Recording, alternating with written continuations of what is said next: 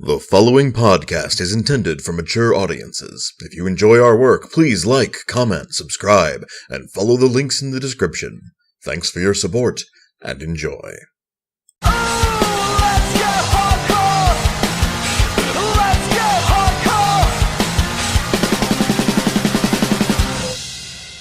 Greetings and salutations, listener. It is I, Eric J. Chucky, joined as always by the captain of my Survivor Series team, The Boy. Hey! Actually worked. Yeah. I thought about it in advance by about 4 seconds. This is the Two Nerds Podcast, and I know what you're thinking. A wrestling podcast following a wrestling podcast? I know what you're thinking. It is what it is. We liked the build to this pay-per-view, this modern 2017 WWE Pay-Per-View, and that's rare. So we watched the show, and the results of the show made us want to do a podcast. I mean, we watched it, you know. Yep. There's a version of this show I wouldn't have felt like doing a podcast about. Yeah, I mean, like, it could have been crap enough that it wouldn't have been worth it to fire up the microphone for, but it was. So, I don't know why you come here if you want spoiler-free results or reviews, but it was good. Watch it. Yeah, I haven't watched at all for a while, but of the 2017 pay-per-views I've watched, this might be one of the better ones. I hesitate to say best because I've been out for a minute, but of the ones I've watched, this one was real fucking good. I don't think there was a stupid decision on the card. No. And that helps. And there were still some surprising ones, which is usually those surprising and not stupid don't usually go together. Yeah. So yeah, that's your spoiler-free version. The build helps, but I think this card still would have been good even if we hadn't been watching. And the vignettes really sold what happened really well. So, which is actually sort of annoying for us because we actually watched the Raws and SmackDowns leading up to this. Mm-hmm. So normally those are really useful for us because we don't. But I can understand now why the people who watch every week say that they're really fucking annoying because wow, they get really annoying really fast. It's just seeing the same shit over and over and over again, the same phrases. Sometimes it was nice because like they would cut down a good promo to the choice bits, and that was cool. But they cut out those rude fucking assholes doing a proposal in the middle of Paul Heyman's promo. Yeah, like, good for you and everything, but time and place, man. Yeah, do it during, like, a boring segment of a match, or during, like... Or one of the fucking intermissions, yeah, because commercial there are breaks, some. Son. Do it like Paul is talking. So, we kicked off with New Day versus The Shield. Yeah, I was surprised this was the first match at first, because you have... The Shield, who are your main event on Raw, but I think it was honestly a good choice. Like, in hindsight, I think you were right. You called it right when the match started. It was a great way to hype up the crowd and get them started for the night, and I agree. This was a good way to, as always, we didn't watch the pre-show. I don't have that kind of time in my life to dedicate to anything. No. Yeah, this was 20 minutes of solid work by all 6 men. The Shield went over because, of course they fucking did. Yeah, that was the good booking decision. It would have been kind of stupid to bury the 3 of them right after they get back together. And the New Day, all this time. The New Day doesn't need the heat, but they still got put over really well. Yeah, they got the John Cena rub of getting put over by just hanging, because they did hang. They were pretty dominant. It wasn't even like the Shield squeaked one in. They were just 2 teams that were evenly matched, and that was nice to see. Shield were better that night, but you could really see a New Day win here, and that's important. It's an important way to to put the other team over like that, and they did a really good job. But the Shield should have won this match, and they did. Yeah.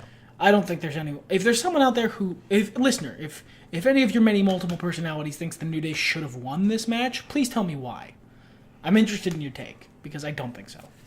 But they were hyped. There was a good promo beforehand and funny stuff. Great spots in this match. Might have been match of the night. Yeah. Ultimately, I think it's either this or like The women's 5-on-5 was real good, Yeah, too. that's the other one that I was looking at, too. The men's 5-on-5 disappointed a little, but that's just because it was... No, I think it's just a build choice, but we can get to that when we get to that. The next match was the women's 5-on-5, actually. It's funny we should be talking about that. In case you weren't aware, Team Raw was Alicia Fox as the captain with her spectacular captain's hat and coat. Asuka, Bayley, Nia Jax, and Sasha Banks. And the SmackDown team was Becky Lynch with her eternal amazing gimmick. Was she the captain? Yeah, she was captain. Yeah. With Carmella, Naomi, Natalya, and Tamina with Lana at ringside as a manager. Because she didn't like being left out, I guess. Yeah, she just didn't want to be left out. She didn't take Daniel Bryan's "Not You, Lana" to heart, very well. You know what?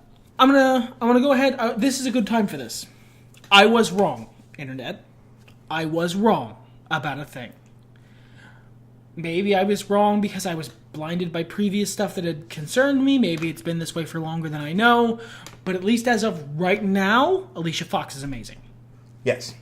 Well, she's been great, like, as a character for a little while now, for longer than she's been a decent wrestler, but... She's a good wrestler now. I can watch a match with her without being scared for her opponent's safety. And she's she does amazing character work. She commits so hard, and it's fucking really entertaining to watch. And I'm fully willing to eat some crow on that one, because I've been shitting on Alicia Fox for... How long's Alicia Fox been a wrestler? Yeah. Well, unlike, other shit where people got better or got into a gimmick where you could really see them shine. Like Wade Barrett. Or like Husky Harris. Yeah. I shat on Husky Harris. Alicia Fox just got better.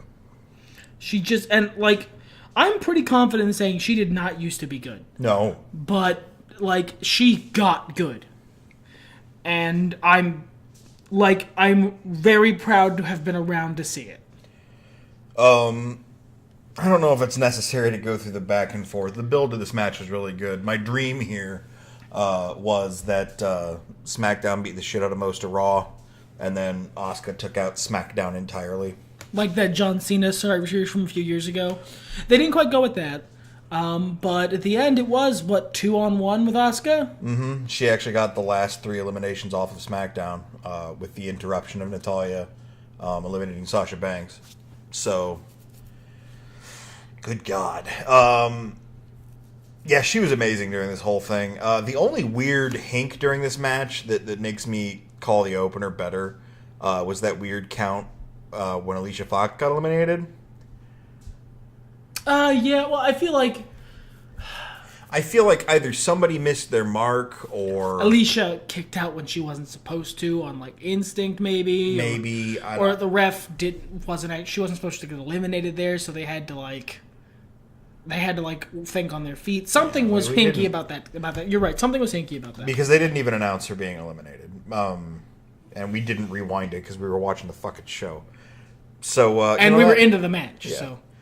but otherwise, this was a really solid contest. I feel like everybody got their 5 minutes, in the sun. There wasn't anybody in this match, except maybe Becky Lynch, who didn't get time to shine. Yeah. Becky Lynch got eliminated real quick on a roll-up after not doing much, but, I understand why. Because she's one of the main talents there, and if she's going to get eliminated, doing it quickly on a roll-up helps protect her. The same way they had Nia Jax get eliminated by count-out. Yeah, I mean, overall, it was great. And I was glad we finally got to see Tamina do some work. Yeah, I don't think I've seen her wrestle in years. Same. I know she was out on injury with some stuff for a while, and then out for another reason for a while, but... She got the first elimination, didn't she? No. No, she got the second one. The second. Bayley got the first. Tamina got the first elimination for SmackDown with a Superfly Smash, Superfly Splash, which is great. Yeah, and she did a whole bunch of other Superfly stuff. It was nice to see them finally really strongly embracing that gimmick. They lean so hard on legacy stuff that it really confuses me sometimes when they don't lean harder into it, as with Tamina previously, or as with Curtis Axel. Oftentimes you got to imagine it's the talent. Yeah. They want to try and make their own name, and like that's respectable. I can understand that. I can understand wanting to make your own way, wanting to make your own mark. But I mean, if you're fucking related to Superfly Jimmy Snuka, take advantage of it. What's wrong with you? Sure. But in case it wasn't clear, Asuka secured the win for the team, for Team Raw. We actually had kind of a prediction contest going into this, and this is where we started to heat it up a little bit. So, yeah, well, the first couple matches we didn't really have a prediction contest going, but then we decided to actually do one, and we realized we couldn't because we agreed on what everyone was gonna like. We agreed on the results of all the matches. yeah, we were wrong twice. We were wrong twice. Mm-hmm. We were, but the way we were wrong ended up being with, ultimately the same result. Ultimately, spoilers: Raw wins the pay-per-view. Yeah. But I was wrong about match order. Also, I thought the Lesnar match was going on last. It didn't. But I don't know if we're gonna do a podcast on all the current WWE pay-per-views, just because. Well, we like to keep things positive here in the Two Nerds podcast when we can, and both of us got really tired of just being mad at something like that all the time. Yeah, just gutted, and that was so nice. Like, we're both kind of calm right now because honestly, I think we're both a little exhausted from enjoying that pay-per-view. It was good. It was fun. I had a good time. It was like all the decisions were good. The wrestling was great. The booking was great. Well, and I mean, ideally, what you want there, I don't think there was a match on this card that this was the case for. What you want is when you build for a pay-per-view, you want every match's decision to make sense either way, so that your audience goes, "Yeah, I think this is going to happen for this reason and this reason." But someone with an equally cogent argument for the other side can make them go, "Oh, well, maybe." And for most of these, you could do that. Like, they were a little slanted one way or the other. Like, the Shield match, I think you could make an argument that the New Day should win, but I don't know I don't know I'd be able to buy it. Well, I mean, and a lot of times that argument is down to, well, WWE's a bunch of idiots, so of course they're going to put the wrong team over. That's not a cogent argument. No, I don't think that's fully cogent, but like, the New Day, it has been on kind of a, not losing streak, but they haven't been as dominant as they were during their they title racked up streak. 2 more title wins, 2 more title runs though. They're 4-time champs now. Yeah, 1 more, and they're in a very exclusive club. Yes, they are. I mean, they're already in a exclusive club of 1 team.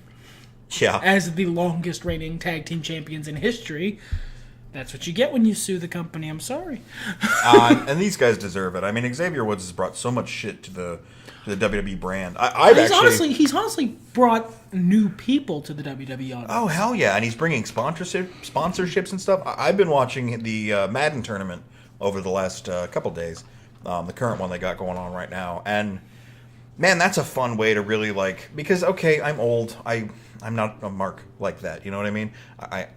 I can too sweet people because I know wrestling is fake. I don't because I'm a responsible adult. Hey, there's a responsible CFO of a company who two-sweeted some people tonight. Yeah. But that shit was amusing. That was funny as hell. Like, I care about, the athletes behind the scenes, the people they are behind the scenes, so it's fun to see them, react in a situation where losing at a video game might be happening, and you really get to see people's actual personalities then, boy howdy. Yeah, you get to see who's uncomfortable being shown up on camera. And there are many, as you might expect, many WWE superstars who are uncomfortable being shown up on camera. But Woods has done a lot for the WWE. Honestly, yeah, a lot. I mean, he's probably made them a lot of fucking money, too. Because, there's no way they get that Final Fantasy XIV sponsorship without Xavier Woods. No, definitely not. That doesn't happen. No. That does not happen without Xavier Woods. And there's like a million other tiny things like that where they've been in the spotlight and in pop culture, and people know about them and are interested in them because of Austin fucking Creed. Yep. And, I mean... So, you could easily have made an argument that they should have won that. Yeah, they could have won that. Maybe not should have, but could have. And I think otherwise in the card, I mean, We were... Well, which 2 were we wrong about? We were wrong about the... We were wrong about the women's title competition. Yeah, we were wrong about the women's title and thus the 5-on-5 for the men? Yeah. Yeah. And that switched around, so it ended up being the same score, but... Yeah. So the next match was this was my piss break, but I only left during the entrances. Was The Miz versus Baron Corbin. I mean, if you look at the timestamps, they knew what this match was. I'm still in that boat. You guys have heard me say this 1,000 times. I'm only going to say it once in case this is your first podcast. I am the kind of person who, if I don't like your character, unlike most of the wrestling audience, I don't want to see them lose. I just don't want to watch. So The Miz, being the smug shithead that he is, I don't want to watch him lose. Amazing at being. That he's amazing at being. I just like it. I don't want to endure him in order to watch someone kick his ass. That's fair. That's absolutely fair. So like I just wasn't invested in this match. I just enjoy watching him be so good at being a smug prick all the time. It was an okay match as far as matches go. I mean, yeah, it was what it was. It wasn't anything special, but I mean, both guys put their work in. Baron Corbin went over. Delivered a little promo afterward. It was okay. Broke the Raw winning streak, as it were. Yes. The match was what it was. It wasn't anything special. It wasn't bad. No. I honestly wasn't paying much attention during it because as much as I love The Miz, and as much as I actually do like Baron Corbin, although he changed his music, which is just a travesty. His old music was much better. This match didn't have unlike all the other matches on the card, this match's build was kind of meh. Yeah, they did a lot of it like on Twitter, but like most of what The Miz has been doing the last couple of weeks is being antagonized by the ghost of Braun Strowman. So I did not believe him when he explained about Braun Strowman because I came back in a little later than he did. I straight up thought he was messing with me. For those of you who weren't watching, last pay-per-view, Kane and The Miz and a couple other people shoved Braun Strowman into the back of a garbage truck and pulled the lever, like the end of the first Ninja Turtles movie, killing Braun Strowman. Obviously not in real life, but, you know, that's what happens when you pull that lever, a man gets smushed. So the next couple of weeks after that, before Braun made his big return, there was piles of garbage appearing around The Miz, freaking him out. And, like, they didn't say it outright, but they also didn't offer any other explanation. Then he was a haunted garbage truck now. Leaving garbage to antagonize The Miz. And then he resurrected himself, I guess because he can, and then fought The Miz and his cronies.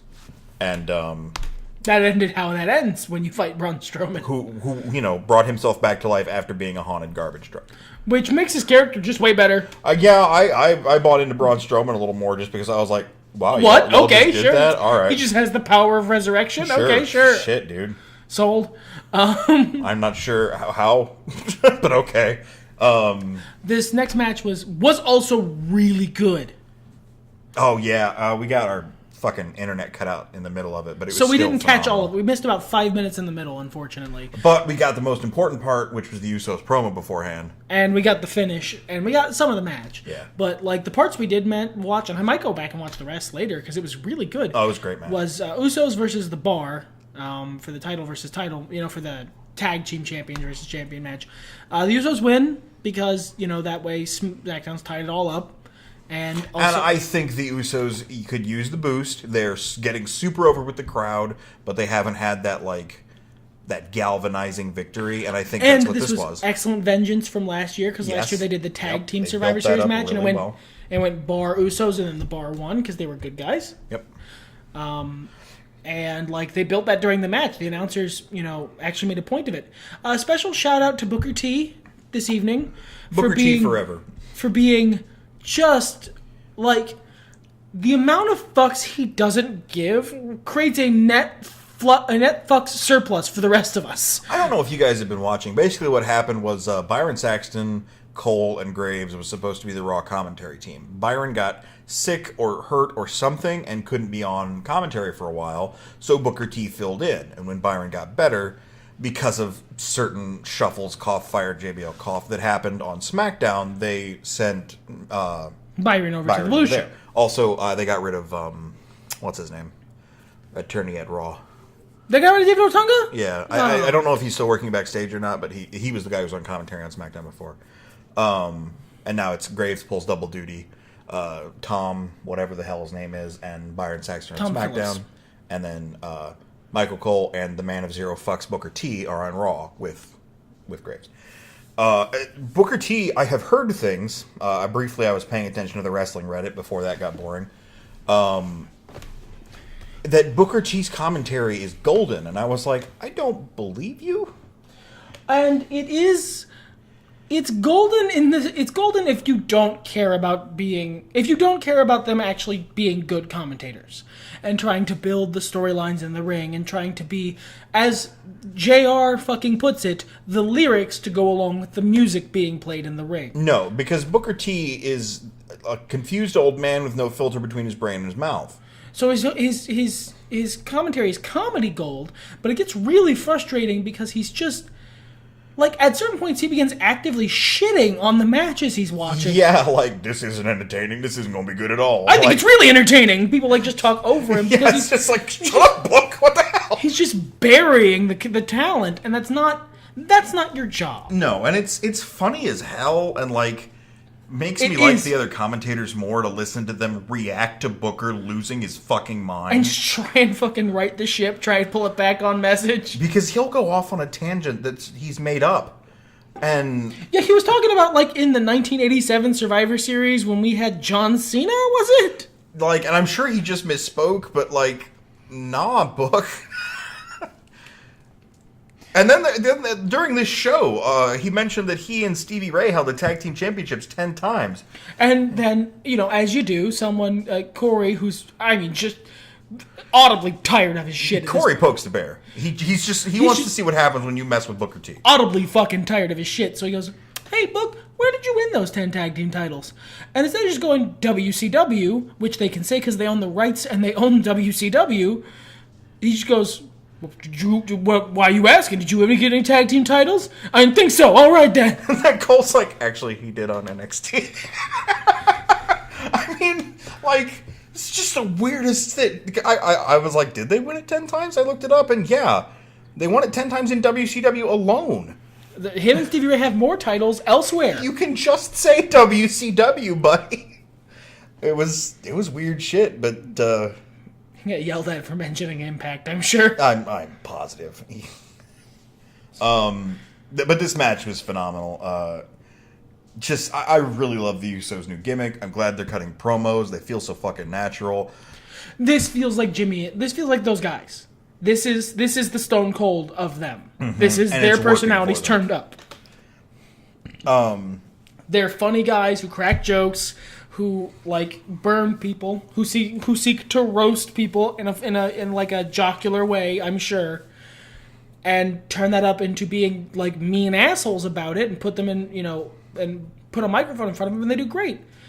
I remember when they were good guys. I remember when they did like the Haka coming out and they couldn't cut a promo to save their fucking lives because they were being asked. Sometimes you just don't know what to say as a good guy. Like they were being asked to cut promos as these bland characters who were athletic and fun-loving and had a good look, and that was their only character traits. They didn't let them be people, whereas the Usos now are people. They're great, and they're over as hell. Yeah, everyone loves them because it's so much more entertaining to watch someone who appears as though they're having a good time. Yeah, I would agree with that. So that brings us to our first wrong call of the night, which is when Charlotte Flair beat Alexa Bliss by submission, of all things. Yeah, that was weird. Really great match by Alexa. Better than Charlotte usually puts in from Charlotte. Yeah, Charlotte was trying. Yeah, Charlotte wasn't invested, but Charlotte was trying. Like, there's no rhyme or reason to it. You remember there for a while, you could tell that John Cena wasn't winning because John Cena phoned it in. Or you can always tell when he was winning because, like, he stopped this eventually. Yeah. But he would walk out of the ring, and if he winked, he won the match. Yeah. But more in terms of effort, and a lot of guys. Yeah, but like anytime he didn't do that, like his effort, you could tell he wasn't into the match because he wasn't going to win. And that's not just John Cena, but that was the most recent example I could think of. All kinds of guys have sandbagged through their career, but there's not even that kind of rhythm to Charlotte. Like, she won this match tonight, and yeah, she tried, but like not that hard. And maybe she's trying really hard. Maybe we're just not seeing it. Maybe it's on us, but maybe it's her style. Or something. I'm sorry, I don't know. we're your audience, man. Like, you gotta show me something, and I'm not. I know Charlotte Flair is good. I've seen Charlotte Flair put on fucking barn burners when she's into it. Yeah, when she was in NXT, I really dug her work, and I was excited to see her go main roster, and I haven't seen anything that good again. I mean, that just might be a difference of the work style in NXT. Yeah, maybe she's just still not adapted to the main roster very well, but or maybe she's just not as good in that slower, more methodical, safer work style. That's what I meant. Like, it's not even a matter of adaptation. There are some people who just aren't as good if you have to put the brakes on them. Sure. Who knows? But I loved Alexa Bliss in this, and there were some really good spots. Alexa Bliss is gold always. Alexa Bliss is always gold. There were good spots. There were fun bits. Most of them were Alexa Bliss doing stuff, to be fair. But was this the match with way too invested ref? Yeah, I love him. Rod Zapata. Yeah, I love him. He's probably my favorite ref on the roster. He just cares so much. He's just so into the match. You could tell that he wants to know what's happening. Because this was the match with Lil Pinchies. Lil Pinchies. Don't do Pinchies. That's... Boy, we could not explain that. No, Alexa Bliss had her in some sort of... it was an arm lock. It was an arm lock that was also an abdominal stretch, and she kept grabbing her side and pinching her ribs. And I run commentary like a fucking noob during wrestling matches, either talking for the announcers, talking for the wrestlers, based on talking over expression. Booker T. Yeah, talking over Booker T with different Booker T dialogue.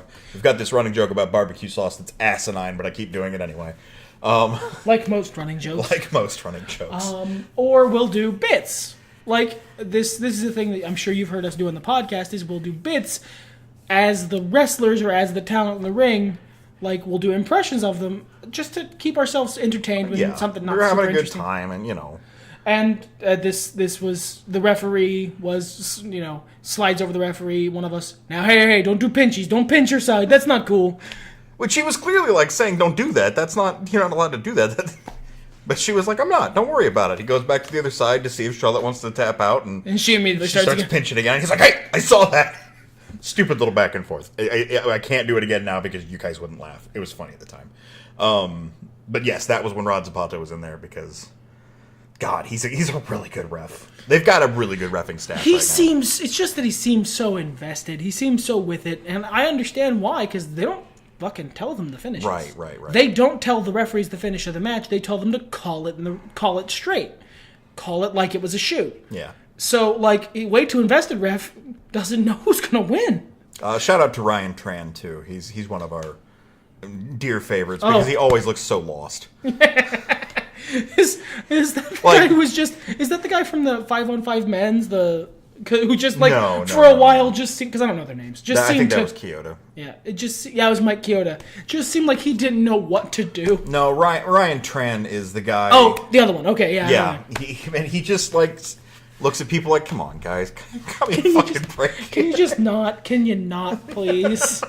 But like I said, Charlotte Flair went over. This was the match we were wrong about. And it's not a bad call. It's not the call I would have made because I'm an Alexa Bliss mark, but it's not a bad call. Yeah, no, I mean, Charlotte was the face, Alexa was the heel. Yeah, it was a good call. Charlotte's had a lot of good win streaks. Charlotte is just winning a title. Just give her a little push. There's no problem there. I don't disagree with the call at all. Then we had the biggest match probably of the night, the biggest build match. I would call this our main event, except it's not actually the main event, which is AJ Styles versus Brock Lesnar. This is a Brock Lesnar match, ladies and gentlemen. Yeah, it was. I say AJ Styles gave real good. AJ Styles gave I'm going to say a Roman Reigns level good. Sure. Where he was clearly getting fucked. But he was trying to stop the fucking occasionally. Yeah, he fought uphill, but he fought and yeah, it wasn't a John Cena, when he got eaten alive. No, it wasn't a squash match, but he only took one F5 and went down. So I think at the last count, Brock ate 6 phenomenal forearms. I think it was 4, but the announce team only called one of them. Because he did one off the stairs, and he did one over the rope to the outside, and he did one... he only did one from the apron to the ring, which is, the cannon one. And that's the one they called.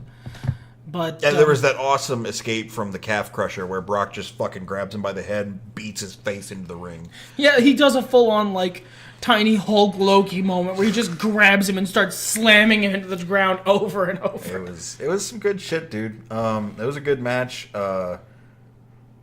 Styles took an ugly F5. Yeah, Ugly. like, if he meant to take it like that, kudos to you, dude. That took balls. And if not... Guts. Big, swinging, pendulous This guts. is not PG. That was a good bit. Yeah, it was a good bit. Especially the thing that came after. That was Yeah. solid. Watch the show. You'll figure it out. This was a fucking Brock Lesnar match. Yeah, it was good. I liked it better than the last non-Goldberg Brock Lesnar match I saw. So I don't remember who that was. Don't even remember who that was. Because we were cursed with Goldberg for so long. The Goldberg curse, and then we just dropped off. Yeah. I heard he had good matches with like Braun Strowman and Samoa Joe, but I didn't watch those because I didn't. I mean, that was back before Braun Strowman haunted a garbage truck, so why would I care? Yeah, he's haunted a garbage truck now, Susan. Yeah, you're a haunted tractor away from becoming. Rip in pieces, Bray Wyatt's gimmick. Oh my god. The less said about that, the better. Let's move on to the actual main event, the 5-on-5 Survivor Series interbrand elimination match for the dudes. Yeah, which why don't you was- roll me down to the elimination order here, because I do not remember. That's fine, I will in just a second here. It was a Team SmackDown, which was Captain Shane McMahon, Randy Orton, Bobby Roode, Shinsuke Nakamura, and John Cena. Against Team Raw with Captain Kurt Angle, Braun Strowman, Samoa Joe, Finn Balor, and special last-minute edition, the game, the Cerebral Assassin, the King of Kings, Triple H. This was the first time in a long time that I felt marky for a Triple H entrance. I feel that's necessary to say Dude, for anyone who's been following our... Biker Triple H is always cool. Hey, if he no, hadn't yeah. had the cops with him in WrestleMania, that entrance would be top 3 Triple H entrances all time. Sure. This was an exciting match that could not deliver on all of the this is a dream confrontation moments that it had because it was one match and not 5. Yeah, like there was they basically teased several matches which would be amazing to watch. Another Nakamura Balor would be just great. I'll take one of those anytime you want to give me one. Nakamura, Triple H, Bobby Roode. It was just so surreal to see half of DX across the ring from half of Beer Money. Just ridiculous. Like at one point when they were facing off, you literally said, "This is what the invasion angle should have looked like." It should have been because you've got guys from NJPW, you've got guys from TNA or whatever they're calling themselves this week, and here they are, all in the ring, mushed together in a WWE ring, and it's surreal. It's fucking Contest of the Champions, man. And the beautiful thing was like the crowd didn't really click to that until the match had already started. And they were like, "Oh, I didn't even think about this." Yeah. Like, the guys in the ring started teasing, hey, we could fight this guy and this guy. And it was like, what is my life right now? It was a great reaction. This was a good crowd. Yeah, the crowd was into the show. Yeah. And you have it helps a show so much to have a crowd that's into the show they're watching. Man, it's like that fucking AAA show I watched. It was, those guys cared about Lucha Libre. It just makes it better. Yep. It gives you that sense of community. Yeah. If you want to buy into things more because the people who are experiencing it with you buy into it. It's like the difference between enjoying a movie and then watching the riff tracks. Even if it's a movie you like, you're going to be taken out of it a little bit because some goon is shitting on it. And there's a place for that. Like, I enjoy MST3K. Sure. Like, there's a place for that sort of thing. But the option should be yours. Yeah, you should get to choose which one you enjoy. If you want to spend time, watching a show and shitting on it, there are many live streams across the internet that'll help you with that. If you want to go and, participate in the show and be a part of it, don't actively shit on the people trying to entertain you. Come on, man. But the flow of this match basically went that Raw took an early lead and kept it. Yeah, Raw took an early lead, and then, SmackDown was just outmatched. And that was another thing that kind of they established early as well. They talked about it, but, you don't really click it. because you hear names, right? And you hear, oh, okay, so this match has an old guy, or rather, this team has an old guy. This team has an old guy. This team has a thinner, indie style guy. This team has a thinner indie style guy. So on and so forth. Except there was one bit where there wasn't a match. Except Raw had a goddamn monster and SmackDown didn't. Yeah, SmackDown had... Basically, what happened is SmackDown had no answer for Braun Strowman. They had Randy Orton, and he did his very best. And he got real close. But SmackDown had no answer for Braun Strowman. Because I'm just checking the eliminations here, and he got 3 of the 5 eliminations for SmackDown.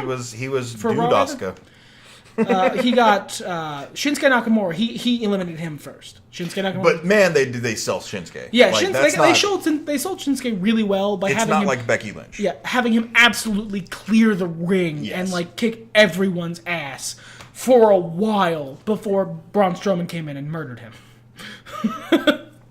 And then he did the same to Bobby Roode not long after that. But again, Bobby Roode Literally 2 minutes later. He had some time during that first 11-minute block to make himself to show look off. good. He got the best of Triple H in an exchange. And he showed off a little. It was good. Samoa Joe also looked good, and he was the next guy out. But like, there was a 5-minute stretch there where there was all this kind of dissension on the Raw team, and they played that really well because it was like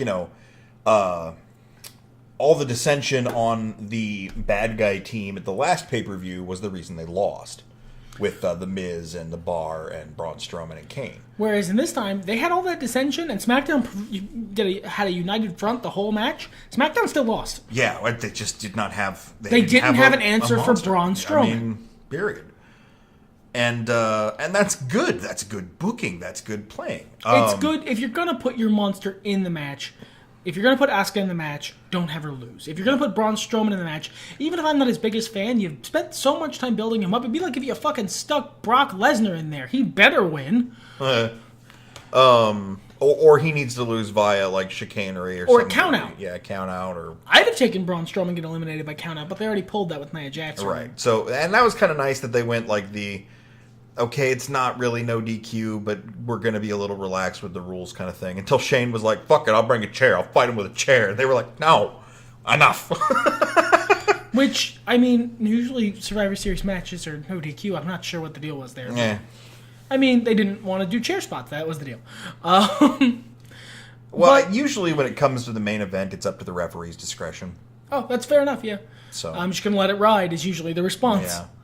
The 5 guys attacking Braun Strowman at once that were already in the match. Okay. Interference coming in. I don't like it, but what am I going to do? Disqualify who exactly? And what was the other thing that happened? Oh, Braun Strowman being dead for like an hour on the outside. Meh. But the chair was the referee decided no on that one. That was even like the ancillary outside referee who was like, put that down. Took it from him. And then there was a really interesting ending, and I don't think it was bad. I just think it was really interesting, and I'm curious to see where it could go from here. It could go good places. It could go stupid, shitty places. Yeah, it was really interesting in that, like, so it was down to like 3-on-1. Shane had Braun Strowman, Triple H, and Kurt Angle in front of him, so Shane isn't winning this match. No. But they did kind of tease it again. They had dissension again. Yeah, they had dissension. They had, like, them fight. They basically were fighting over who got to murder Shane McMahon. Kurt Angle eventually gets the nod and gets, into the match. He locks Shane into the ankle lock, and Shane cannot get out of the middle of the ring. Looks like he's going to have to tap. And then Triple H, the man's a fucking really good actor, gets this look on his face like he's done. He can't watch this anymore, and he pedigrees Kurt Angle, rolls Shane on top of him, and lets Shane eliminate Kurt, like he's done, like he can't bear to watch his brother-in-law get his ass kicked anymore. And Braun Strowman is looking at him like, why did you do that? What the fuck is going? What is my life? I just unhaunted a garbage truck, and you bring me this shit.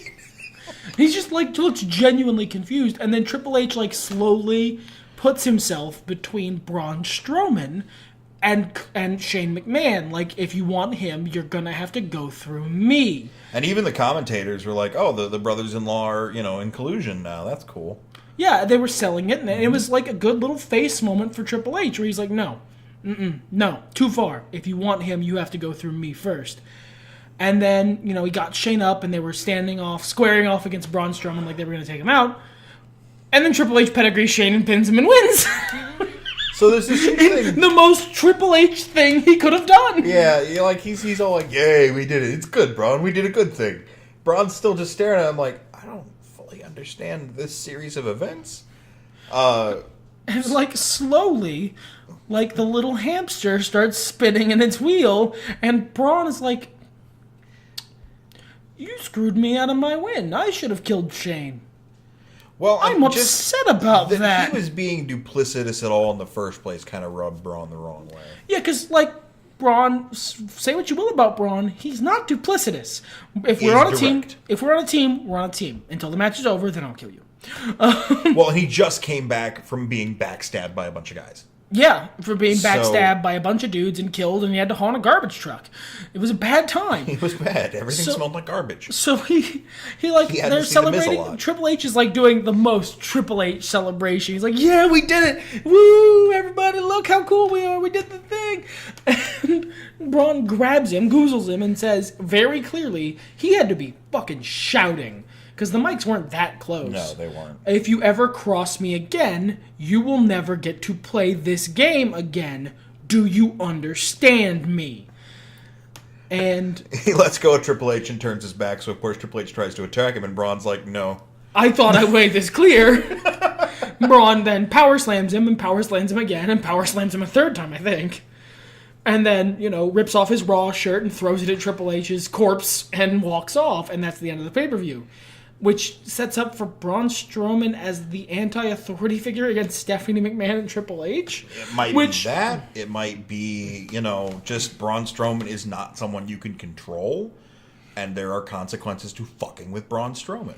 It might be setting up to Braun Strowman is powerful enough to take Brock Lesnar now after his garbage experience. Let's move the Strawberry Championship. He's powered up.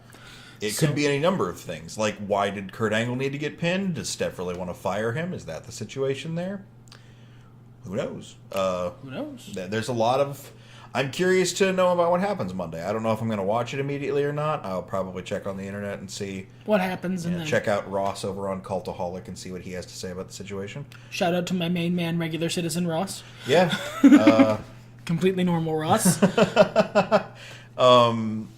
I'm so glad you don't do the thing anymore. The special way you pronounce the word moment made me want to stab my own ears out, so I'm glad that's gone.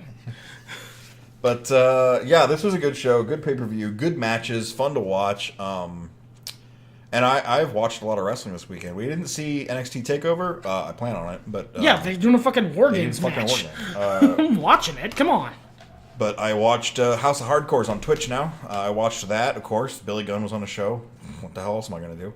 That was pretty fun. Got to see 3 wrestlers that I hadn't seen before do some cool shit. And I'd recommend it. The VOD's still on there. You don't have to be a subscriber or anything. So, and then this. And this was surprisingly good. A WWE Pay-Per-View in the year of our Lord Cthulhu 2017 that was top quality as A-plus pay-per-view. I really don't have anything negative to say about I'd agree. I just A-plus. A couple of rough around the edges moments, but come on, it's fucking wrestling, Yeah, it's just... I hope against hope, because they're not all going to be this good going forward. That's not how it works. But if they can all be in roughly this time zone going forward, I'm going to be real happy. Look, if your big 4 are A and the rest are B, I'm cool. That's what they're for. That's what the big 4 are for. Well, I think we're done here. I think we're done here. Why don't you sign us out, my dude? Everything's better when nerds talk about it. Fuck it, let's get hardcore!